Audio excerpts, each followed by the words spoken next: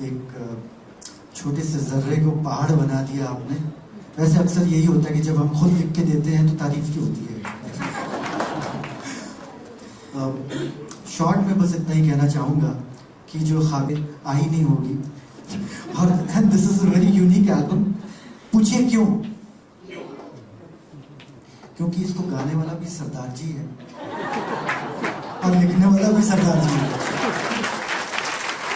तो शायद गजल की हिस्ट्री में पहली बार हुआ होगा कि किसी गजल एल्बम को गाया भी सरदार जी ने, तो जरूर जाहिर है कि ये असरदार एल्बम होगी। राजीव भाई को जब मैं मिला तो मुझे इनकी शायरी ने, इनकी पोइट्री ने, इनके अल्फाजों ने बड़ा मुतासिर किया, बड़ा इंस्पायर किया। और वो इसलिए क्योंकि आसान लफ्ज़ों में, आम फहम ज़बान में ये बहुत गहरी बात कहने का हुनर रखते हैं। और मुझे लगता है कि आज के ज़माने में यही बहुत ज़रूरी है कि आप आम ज़बान में आप अपनी बात को कह जाएं। मैं वैसे बाहर आ रहा था तो किसी पंजाबी भाई ने पूछा, ओ पाजी वो तो सब ठीक है लेकिन खाबीदा का मतलब किया है। तो मैंने कहा कि भाई ख्वाब तो आपको पता होगा, भीम, और खाबीदा यानी भीम। सो एक ख्वाब हमने मिलकर देखा जिसका नतीजा ये खाबीदा एल्बम है।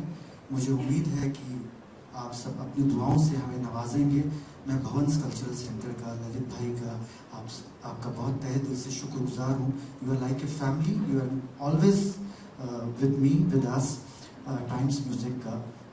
और हमारे तमाम हजरात, guest of honours, Vishal ji, you are a family, Rekha ji, Anoop ji, मैं तो आपका फ़ैन हूँ। आपको सुन सुन के, ये जो भी थोड़ा बहुत हम गाते हैं ये आप लोगों को सुन के, देख देख के हम गाते हैं।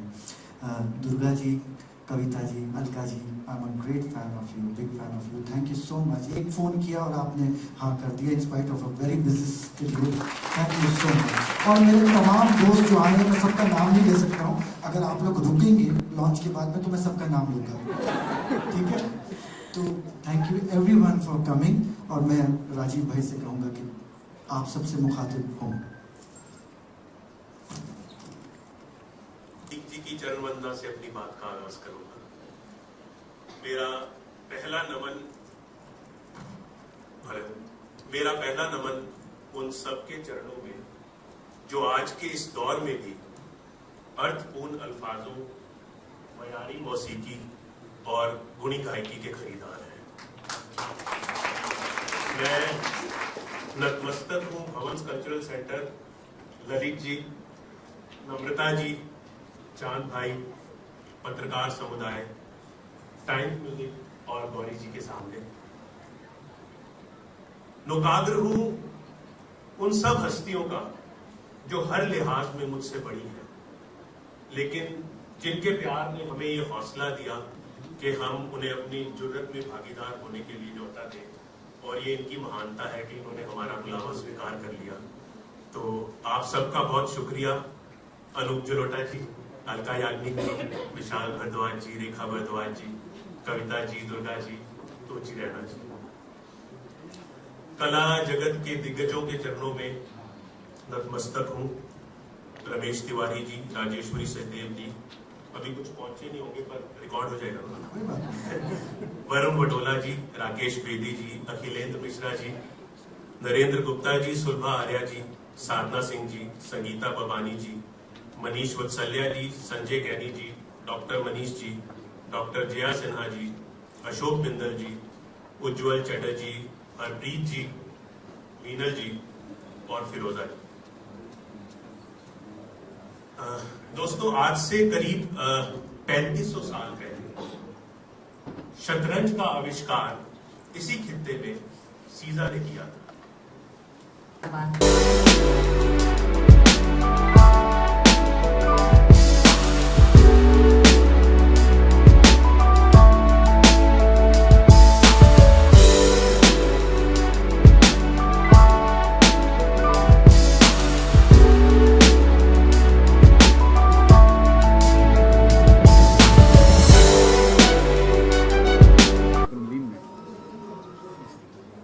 एक गीत ऐसा है जो घर घर में सुना जाता है।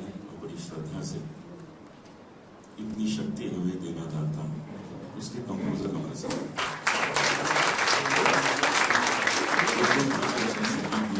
सारी दुनिया में घर घर में इस गीत को सुन के लोग शक्ति प्राप्त करते हैं।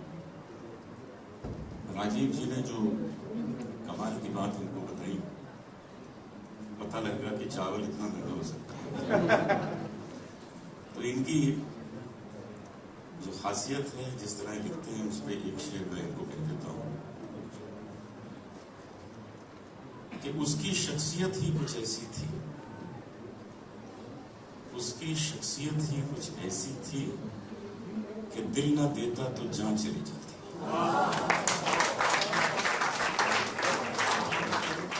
जो लोग ऐसा बेहतरीन काम करते हैं उनकी तारीफ करनी पड़ती है, नहीं तो जान चली जाएगी। उनको अपना बनना पड़ता है और उनका बनना पड़ता है। जसविंदर जी जैसा गाते हैं वो मेरे बस का तो है नहीं। हमने पहले भी सुना है, अभी भी सुना है, जिस तरह से आवाज कहां से कहां चली जाती है, वापस आ जाती है उसी सुर में, ये तो हमसे तो होता नहीं। हमने बहुत हल्का फुल्का गाना शुरू से गाया है, लेकिन कहते हैं ना कि जब ईश्वर किसी को प्रेम करे तो उसको सब प्रेम करने लगते हैं। तो भगवान ने प्यार कर लिया, उससे पसंद कर लिया, तो फिर हो जाता है। मुझे बहुत खुशी है कि टाइम्स म्यूजिक हमेशा की तरह आज फिर एक बहुत खूबसूरत काम आप सबके सामने पेश कर रहा है। गौरी जी को लिए शुक्रिया करती हूँ। हवंस के प्रांगण में हम लोग हैं, ललित जी को शुक्रिया। यहां इतना ही कहना चाहूंगा कि लोग अक्सर कहते हैं कि गजल की मार्केट कुछ कम हो गई है, तो मैं लोगों को इसके जवाब में एक ही बात कहता हूं कि गजल देसी घी है। देसी घी को समझने वाले, हजम करने वाले भी कम ही होते हैं। ये क्वालिटी पोइट्री है, क्वालिटी सिंगिंग है, ये हमेशा रहेगी। जो चीजें मेहंदी साहब ने गा दी, गुलाम अली साहब, बेगम अख्तर जी, जगजीत सिंह साहब, वो जब तक ये धरती है तब तक वो चीजें रहेंगी, उनको सुना जाएगा। बाकी मुन्नी तो रोज बदनाम होती है, आती है चली जाती है। लेकिन एक बात और कहना चाहूंगा फिल्म म्यूजिक के लिए, निकल आया इसलिए कि फिल्म म्यूजिक फिल्म के लिए बनाया जाता है। जब मुगले आजम बनी तो मुगले आजम के लिए गाने बनाए गए, उसी के लिए ठीक था। उमराव जान आई, उसके लिए गाने बनाए गए, बिल्कुल ठीक थे। बॉर्डर आई, बॉर्डर के लिए बनाए गए, बिल्कुल ठीक थे। उसके बाद दबंग आई तो उसके लिए बिल्कुल सब ठीक थे, क्योंकि दबंग में तो वही गाने चाहिए जो दबंग 2 बनाए। पहली हिट हो तो दूसरी बनी। तो फिल्म का म्यूजिक आज भी उतना ही सशक्त है जितना पहले था, क्योंकि फिल्म को देखते हुए ही फिल्म का म्यूजिक बनाया जाता है। बिल्कुल सही बात है।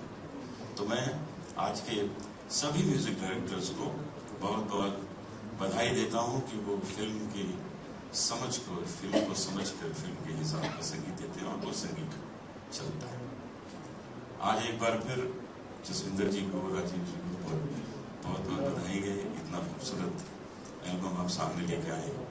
जो 2 गजलें हमने सुनी बहुत पसंद आई, सबको पसंद आई। रेखा जी भी तारीफ कर रही थी साथ बैठी, बहुत खूबसूरत काम है। तो मेरी ओर से आप लोगों को बहुत बहुत बधाई।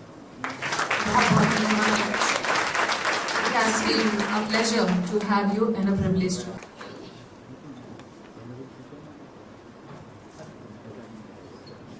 आपसे रिक्वेस्ट करती हूँ and request Jaswinder ji and Rajiv ji to keep offering flowers and adding on to the guldasta, which is बड़ा अच्छा लग रहा है सबसे पहले कि गुलदस्ता छोटा है, क्योंकि वरना वो पकड़ने में बड़ी प्रॉब्लम होती है। जसविंदर जी को बहुत बहुत मुबारक। कुलवंत जी के साथ मैंने काम किया है और बहुत ही गुणी कंपोजर हैं, सब जानते हैं, मुझे कहने की जरूरत नहीं।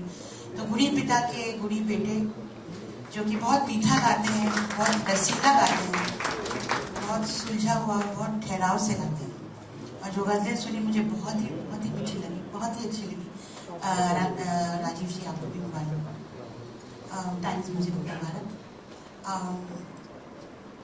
बस आपको शुभकामनाएं देना चाहूँगी कि ये गज़लें सब सुने, बहुत पसंद करें और जल्दी आपका नेक्स्ट एल्बम लॉन्च हो। God bless you. Thank you so much. Abida की टीम की ओर से फूलों से इनका स्वागत कीजिए।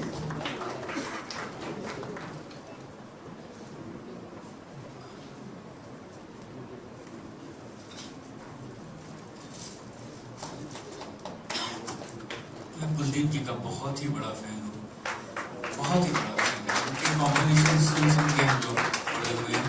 जिंदगी धूप तुम घना साए, ये गाना मैं आज भी मैं अपने जब खाली वक्त होता है तो मैं गुनगुनाता रहता। इतना खूबसूरत कॉम्पोजिशन और इतनी शक्ति हमें देना चाहता। तो पार्लियामेंट में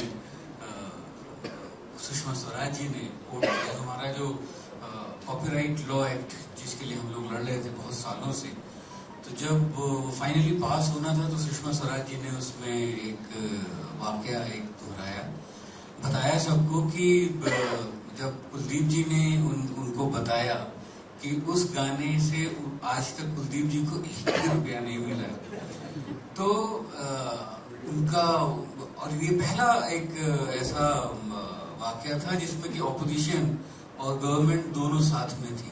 और कुलदीप इसकी बहुत बड़ी वजह है, आप ये शायद जानते होंगे एक बार।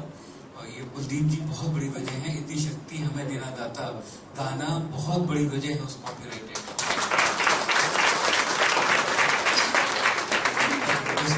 तो क्या माशाल्लाह, कितना खूबसूरत गाते हो, कितनी वो पहली गजल हुई जो तुमने वो जगह ली है, जो ताने ली है, और उसको इतना सहल करके गजल में लेके आना बहुत बहुत खूबसूरत।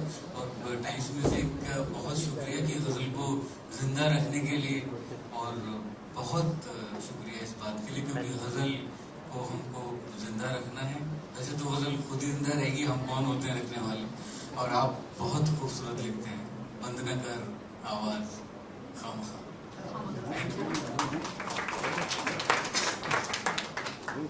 तो मैं फाइनली पोस्ट कर सकती हूँ कि कुलदीप जी मतलब ऑब्वियसली सीनियर हैं, बहुत अच्छे कंपोजर हैं, पर मेरे दोस्त भी हैं।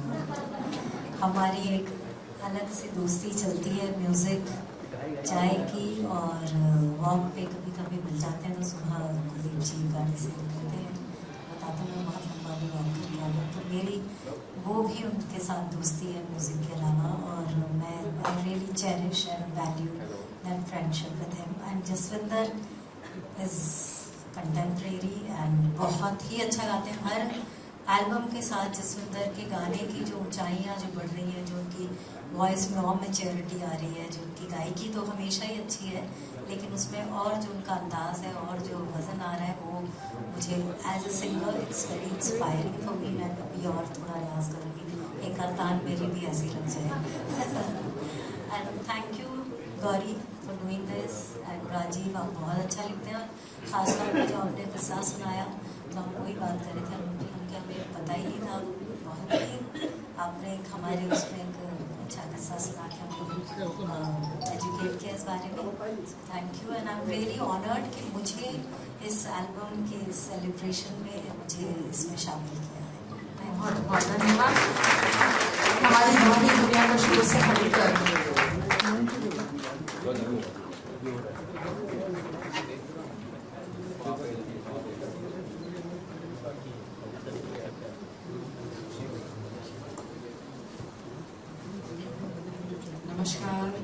नमस्कार। और बहुत अच्छा लग रहा है मुझे खाबिदा के रिलीज पर आपने यहाँ इनवाइट किया, और बहुत अच्छी लगी। खामखा तो वाकई खामखा इतना सुंदर क्यों गा दिया आपने।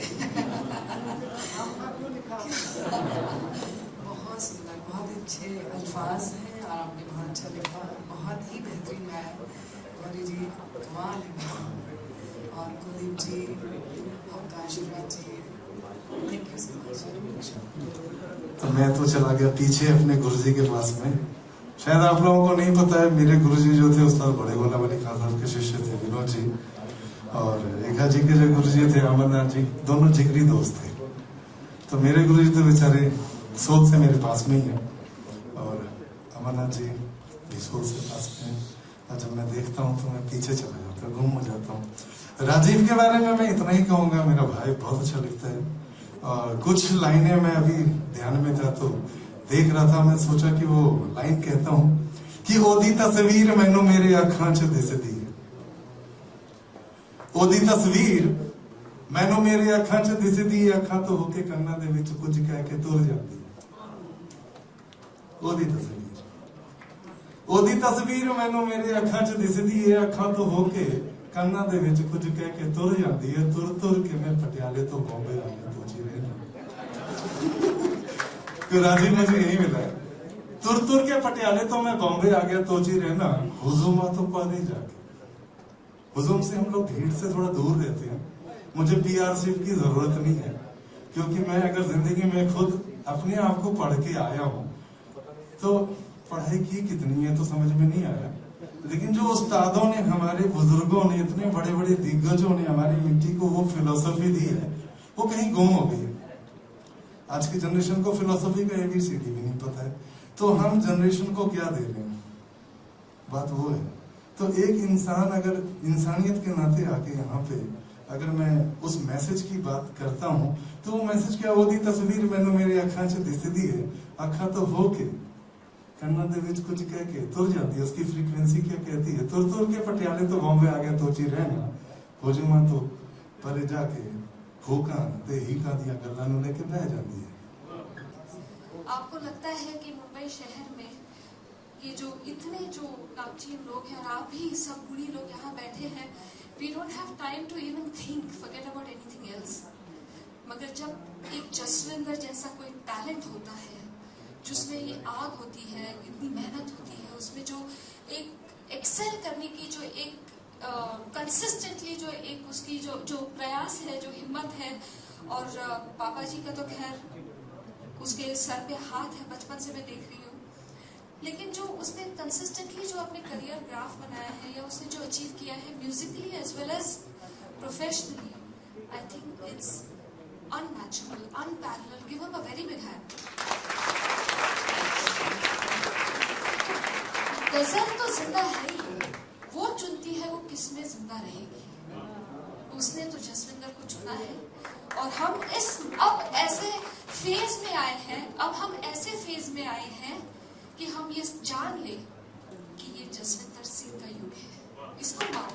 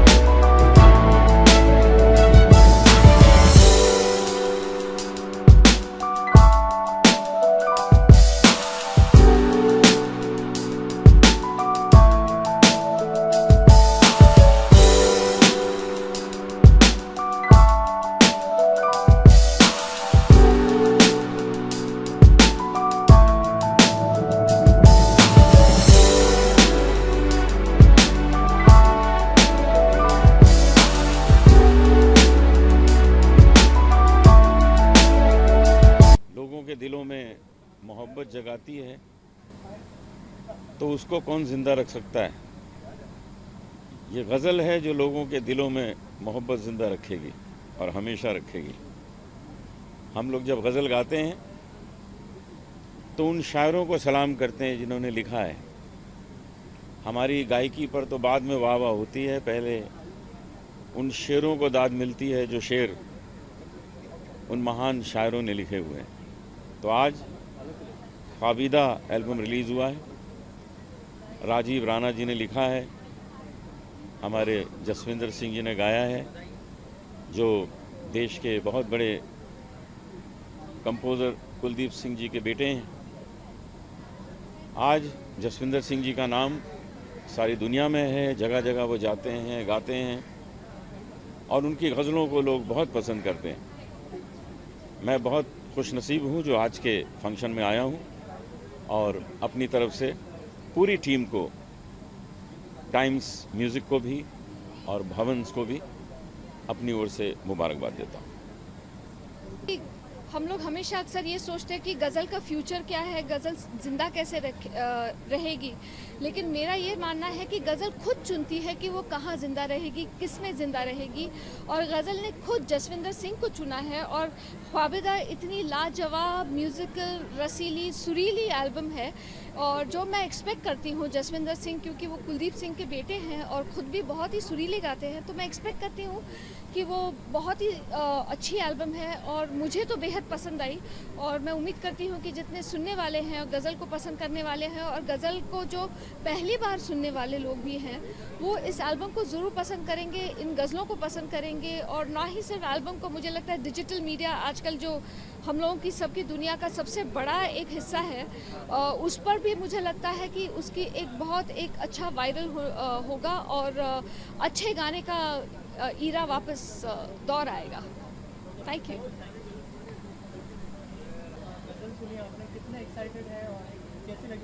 गज़ल्स के लिए तो हमेशा एक्साइटमेंट होती है क्योंकि कुछ नया सुनने को मिलता है और जो थॉट है ऑफ कोर्स राजीव ने लिखा है, so it's a very deep thought, whatever he writes is very deep, तो वो सुनने में बहुत अच्छा लगता है। So Khwabida I am sure is going to be one of the milestones in ghazals और इसको हम बार बार सुनने वाले हैं और वो सुकून मिलने वाला है। I am sure about that. गज़ल जिंदा रखना तो आई डोंट थिंक कि ये प्रॉपर वर्ड होगा कि जिंदा किस चीज़ को रखा जाए। गज़ल तो आई थिंक इंडियंस के रोम रोम में बसी है और इंडियंस जहाँ पे भी बसे हैं, ghazals is something that they will always be fond of. और कोई भी जनरेशन है दे love ghazals. So I think और अगर अच्छे इस तरह से खूबसूरत से गाने बनते रहे, गज़लें बनती रहीं, तो हम गज़ल को और खूबसूरत बना सकते हैं, आगे तक ले जा सकते हैं। ख्वाबीदा के बारे में क्या कहना चाहिए? और आपकी फिल्मों में भी कहीं ना कहीं गज़ल्स की झलक दिखती है। रेखा मैम, सेम सवाल आपसे भी होगा। गज़ल्स की जो है झलक दिखती है आपकी फिल्मों में, क्या कहेंगे मैम सर?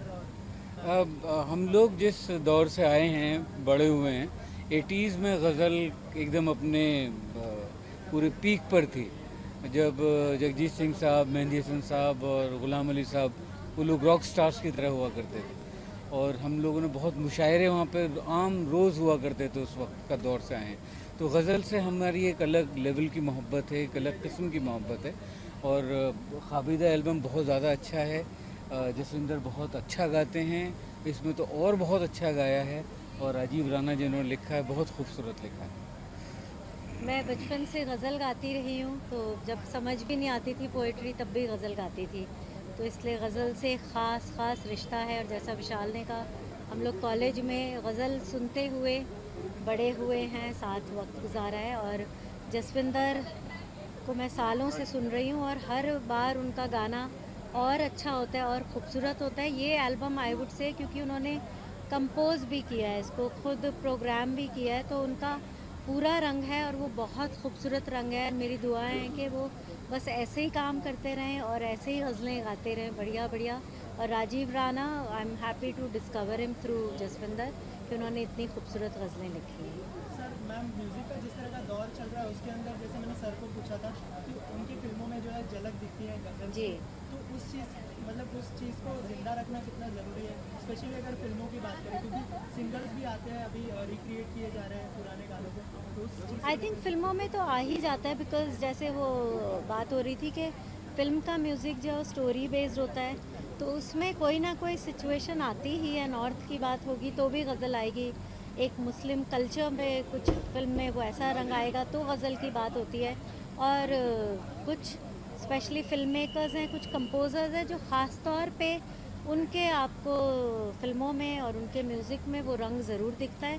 तो मुझे नहीं लगता कि ज़िंदा रखने वाली बात को हमें कोई ख़ास एम्फेसिस करना है। मुझे लगता है it's more important to reach the audience जो गज़लों को पसंद करती है, क्योंकि उन तक म्यूज़िक पहुंचता नहीं है। सुनने वाले हैं, हम सुनना चाहते हैं गज़लें, हम चाहते हैं फ्रेश सिंगर्स की गज़लें और नहीं सुने, तो म्यूज़िक पहुंचता नहीं है। तो वो म्यूज़िक वहाँ तक पहुंचना ज़रूरी है, गज़ल का वो पोइट्री और संगीत। नहीं, बस बोल दिया रेखा ने, काफ़ी अच्छा बोला, बिल्कुल सही बोला, यही बात है। तो फिल्मों में तो बनते हैं सॉफ्ट गाने और बहुत फिल्मों में आ रहे हैं, बल्कि अब तो दौर बहुत अच्छा है। आप आशिकी 2 के गाने देखिए, वो सब सॉफ्ट गाने हैं। अरिजीत के जो गाने आते हैं कितने सॉफ्ट गाने आते हैं। तो सॉफ्ट म्यूज़िक दोबारा आया है तो उसमें गज़ल का रंग आता है, गज़ल का शेड आता है। तो सर कोई प्रोजेक्ट है जो आप नहीं, बस और तो कुछ नहीं है। नहीं, वो गज़ल का एक साइकिल भी होता है, वो घूम घूम के वापस आती रहती है। तो गज़ल तो कभी जाएगी नहीं, ना कभी यहाँ से गई है। फिल्म म्यूज़िक में क्योंकि अब आजकल फिर वो सॉफ्ट म्यूज़िक का दौर आया है, तो लगता है कि जसविंदर जैसे सिंगर्स से वापस गज़ल वापस आएगी। Thank you. गज़ल का दौर जिस तरह से चल रहा है अभी, मतलब कुछ फिल्म मेकर्स ऐसे हैं जो गज़ल्स मतलब को जिंदा रखे हुए हैं, क्या कहेंगे सर? खाबिदा के लिए सबसे पहले तो मैं राजीव राणा को और जसविंदर को बहुत बहुत मुबारकबाद देता हूँ। टाइम्स म्यूज़िक को बहुत बहुत मुबारकबाद देता हूँ और शुक्रिया अदा करता हूँ कि हमारे जैसे आर्टिस्टों के लिए ऐसी चीज़ें लेके आती हैं जो सुनना ज़्यादा पसंद करते हैं। और गज़ल गायकी जो है आपकी, वो फ़िलॉसफ़ी पे बेस है, फ़िलॉसफ़ी का बेस है और आने वाली जनरेशन के लिए एक नई सोच है कि क्लासिकल से जब सीख के लाइट म्यूज़िक में आते हो तो गज़ल गायकी से आपका डिक्शन क्लियर होता है, डिक्शन से आपकी गाने की सफाई होती है, तलफ़्फ़ुज़ सही होते हैं। और ये हमारी मिट्टी की एक खुशबू है जिसको ज़िंदा रखना हमारा फ़र्ज़ है, जो टाइम्स म्यूज़िक कर रही है। और आने वाली जनरेशन के लिए यही बोलूँगा कि जितना ज़्यादा हो सके अपनी मिट्टी की खुशबू को पहचानें। वेस्टर्न कल्चर हमारा नहीं है, वेस्टर्न कल्चर म्यूज़िक के लिए बहुत बड़ा दायरा है। जो हमारी खुशबू है, जो हमारी गायकी है और जो हमारा गला है, वो हमारी मिट्टी का है। हम अपनी मिट्टी में जाके अगर अरेंजमेंट में अगर हम बहुत अच्छा करेंगे तो सोने पे सुहागा होगा। तो हमारी मिट्टी के अंदर रह करके हम अपनी मिट्टी की बात करें तो हमारा भी ज़िंदा रहेगा और वो भी ज़िंदा रहेगा, दोनों ज़िंदा रहेंगे। क्योंकि म्यूज़िक जो है ईस्ट और वेस्ट नहीं है, म्यूज़िक ईस्ट वेस्ट पति पत्नी की तरह है, पर हम अपने आप को पहचाने कि हमारी मिट्टी में कितना कुछ है छुपा हुआ। तो बस यही कहूँगा कि बहुत अच्छा लगता है। और सुनने वाले जो है, देखिए ऐसी चीज़ों को सुनने के लिए आप देखेंगे कि बहुत कम लोग हैं। एग्जाम्पल के तौर पे मैं आपको बताता हूँ कि मेहदी हसन खां साहब का दौर अलग था, इतनी गंभीर गायकी और बेताज बादशाह गायकी, गज़ल गायकी के बेताज बादशाह। और क्या वो गा के गए हैं, गए नहीं हैं, वो यहीं हैं, उन्हीं को सुन के बड़े हुए। गुलाम अली खां साहब आ गए, उन्होंने उस चीज़ को नए तरीके से प्रेजेंट किया, वो उनका स्टाइल था, लेकिन खुशबू तो मिट्टी की ही थी। जगजीत जी आ गए, उन्होंने जनरेशन को देखा, पोइट्री के अंदर में पिरो के रख दिए। उन्होंने देखा कि इसको इस तरीके से समझाएंगे तो इनको जल्दी से समझ में आएगा, जहाँ तक मैंने अपनी सोच के हिसाब से देखा है। वहीं पे हुसैन बख्श खां साहब को आ जाइए, मैं बहुत पसंद करता हूँ। हुसैन बख्श खां साहब की बिल्कुल गायकी अलग है। तो मैं अपने बचपन से ज़्यादातर सुना ही बड़े गुलाम अली खां साहब, बरकत अली खां साहब, नज़ाकत सलामत खां साहब, मेरे उस्ताद नुसरत फ़तेह अली खां साहब, भूरे खां साहब, पंडित विनोद कुमार जी जो मेरे गुरु थे, बड़े गुलाम अली खां साहब के शिष्य, मैं उनका शिष्य हूँ। मैं शुक्रगुजार हूँ अपने गुरुओं का, जिनकी वजह से मैं यहाँ खड़ा हूँ। मेरी औकात नहीं है कि मैं 2 कदम चल पाऊँ, लेकिन जो कुछ मेरे को म्यूज़िक में मिला या फिलॉसफी मिली है तो मेरे उस्ताद और मेरे माता पिता के थ्रू मिली है। तो इसलिए मैं आज की जनरेशन को कहता हूँ कि माँ बाप ने अगर आपको जन्म दिया है तो आप अपने आप को पहचानो, क्यों आए हो। फिर आपको गुरु ने दीक्षा दी है, ज़िंदगी आपको गुरु ने दी, आपकी ज़िंदगी को गुरु ने किस तरीके से पिरो के रखा, उस ज़िंदगी को समझना ज़रूरी है। ये नहीं कि मैं उसको देख रहा हूँ भाग लिए, उसको देख रहा हूँ भाग लिए, कब तक भागोगे। म्यूज़िक भागने का नहीं है, म्यूज़िक में पेशेंस चाहिए, पोइट्री में पेशेंस चाहिए, ठहराव चाहिए कि आप जो गा रहे हो आपको उसका मतलब पता है। वो मतलब जब तक हम नहीं समझेंगे गाना रह जाएगा, जिस दिन मतलब समझ जाएंगे पूरी मिट्टी निकल के आ जाएगी। बस तोची रैना की तरफ से इतना ही सा मैसेज है आने वाली जनरेशन्स के लिए कि खुद को पहचानें, अच्छा म्यूज़िक लेके आएँ। हम लोग कोशिश कर रहे हैं, आप भी कीजिए। और खाबिदा के लिए मैं टाइम्स म्यूज़िक का, जसविंदर का और राजीव राणा का तहे दिल से शुक्रिया अदा करता हूं कि मुझे यहां बुलाए, और मैं मुबारकबाद देता हूं। Thank you, love you guys, love you. हाँ जी, देखिए बहुत कम लोग हैं हमारे देश में जो गज़ल का झंडा इस तरह से उठा के चलने की कोशिश कर रहे हैं, और मैं ये कहूँगा कि जसविंदर उनमें से सबसे आगे हैं और जो परचम लहरा रहे हैं गज़ल का, और बहुत साल से लहरा रहे हैं। और मैं जसविंदर को तो लोग अब जानते हैं, अब देख रहे हैं, लेकिन मैं क्योंकि इप्टा से हूँ, उनके पिताजी कुलदीप सिंह जी भी हम सब इप्टा से हैं, तो जसविंदर को मैंने बिल्कुल बच्चे से देखा हुआ है। जो वो 2 साल का था तब भी गाना गाते सुना उसको, 5 का था तब भी सुना है, 10 का था तब भी सुना है, और आज वो जितने साल का भी है तब भी हम सुन रहे हैं। तो उसकी ग्रोथ को हमने not only as a singer, as a person, as a child, as a human being, सारी की सारी ग्रोथ उसकी देखी है।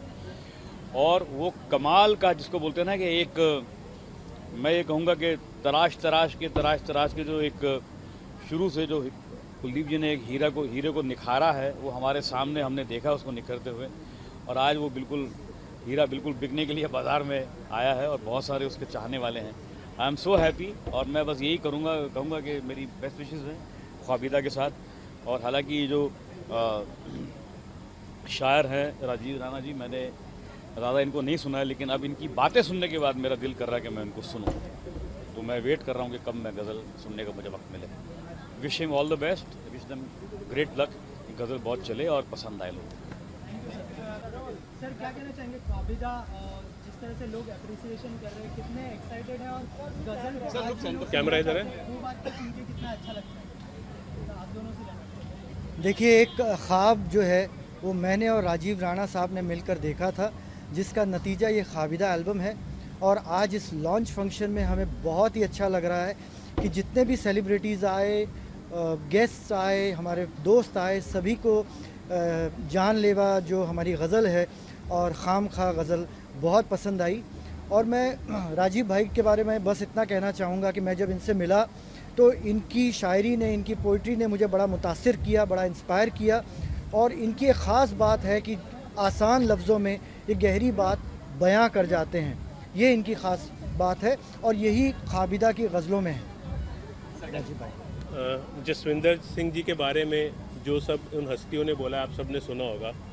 इनसे अच्छा गज़ल गाने वाला आज इस दौर में हिंदुस्तान में कोई नहीं है। और जिसके बारे में जावेद अख्तर साहब कह चुके हों कि जगजीत सिंह जी के बाद अगर कोई गज़ल को निभा सकता है वो जसविंदर सिंह जी हैं, तो मैं कौन होता हूँ बताने वाला। मैं तो बस इतना कहूँगा कि इस पत्थर की खुशकिस्मती थी कि पारस के साथ आके खड़ा हो गया, तो थोड़ी बहुत चमक मेरे में भी आ गई।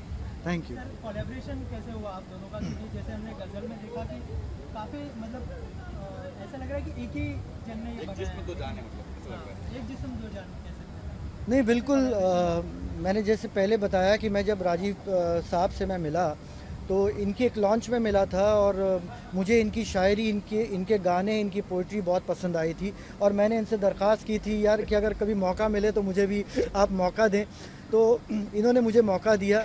और पहले दिन से ही हम जब बैठे, हमने सिटिंग की, हमें लगता है कि हमारी केमिस्ट्री बहुत अच्छी रही, और ये एल्बम बहुत ही स्मूथली, बहुत प्यार से, बड़ी मोहब्बत से ये एल्बम बनी।